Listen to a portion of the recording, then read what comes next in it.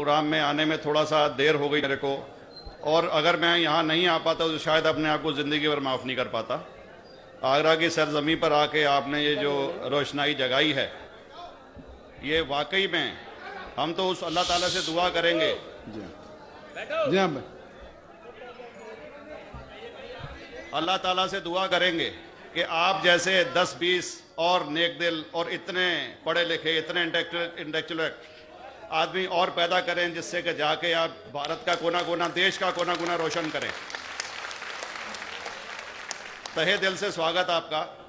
मेरा एक छोटा सा सवाल से पहले थोड़ा सा, एक हमारे भी गुरु ग्रंथ साहब के अंदर गुरु नानक साहब ने पूरी दुनिया का चक्कर लगाया, जिसके अंदर मक्का मदीना भी शामिल है।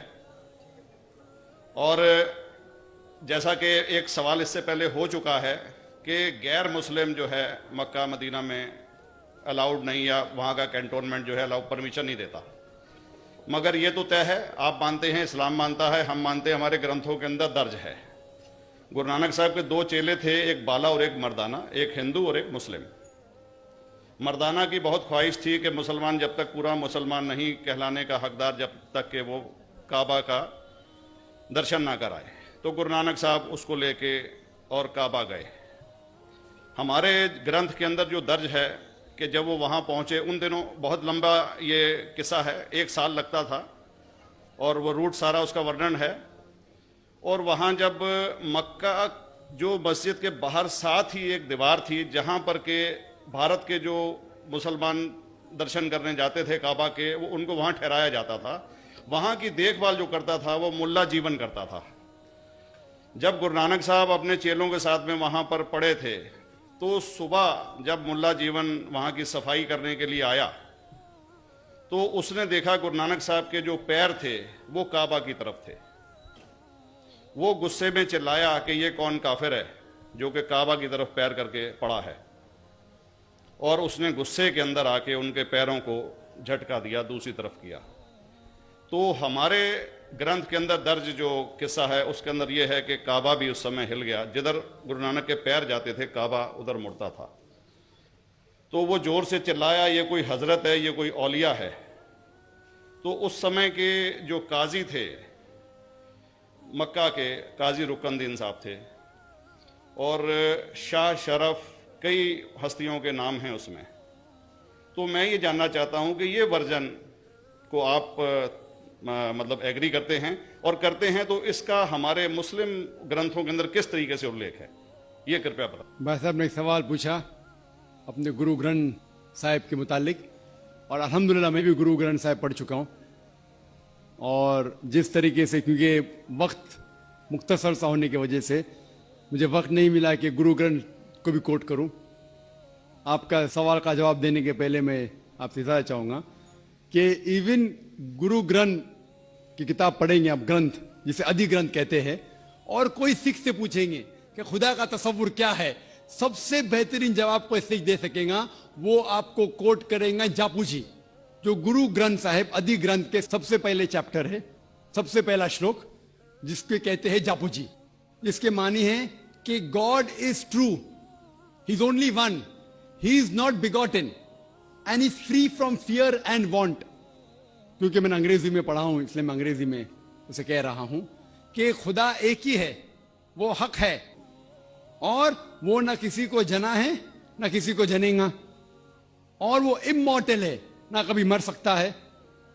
और इसको सिखिज्म में जो खुदा को कहते हैं Omkara, in manifest form he is Omkara, and unmanifest form he is एक ओमकारा।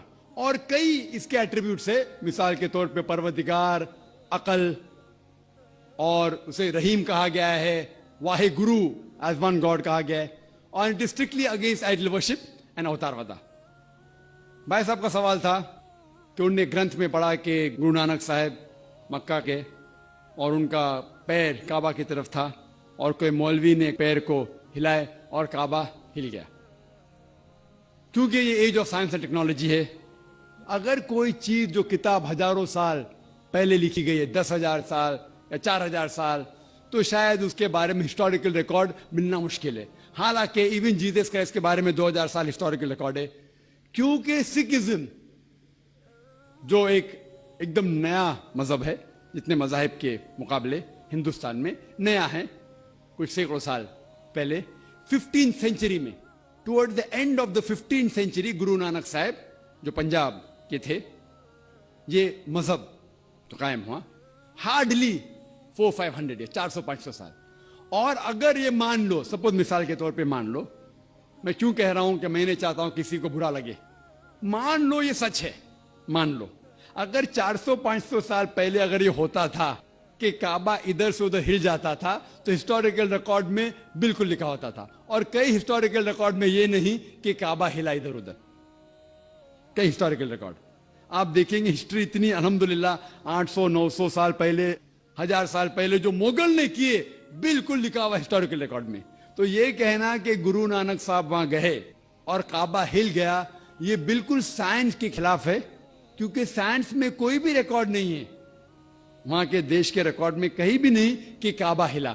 तो इसलिए हम कहते हैं कि हो सकता है ये गलती से किसने लिखा होगा, न कई किस्से कहानी। ये मैं तस्लीम करता हूं कि गुरु ग्रंथ साहिब में कई चीजें सही है, हक की बात है, लेकिन ये तस्लीम करना कि काबा हिल गया, ये बिल्कुल साइंस के भी खिलाफ है, साइंस के खिलाफ है।